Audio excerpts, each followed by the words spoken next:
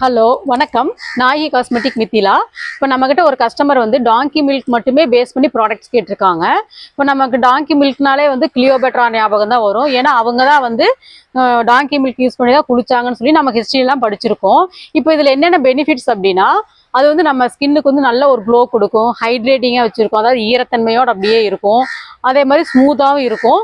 இப்போ நம்ம ஹேருக்கு யூஸ் பண்ணும்போது ஹேர் வந்து நல்லா ஸ்ட்ரென்தன் ஆகும், அதே மாதிரி ஷைனிங்காக இருக்கும், நல்லா க்ரோத்தும் கிடைக்கும். இப்போ இந்த ப்ராடக்ட்ஸ்லாம் எப்படி மேக் பண்ணுறதுங்கிறத பார்க்கலாம். இப்போ வந்து நம்ம டாங்கி மில்க் வந்து ஃபார்ம்லேருந்து வாங்கிட்டு வந்து அதுக்கப்புறம் தான் வந்து எல்லா ப்ராடக்ட்டுமே நம்ம மேக் பண்ணுறோம்.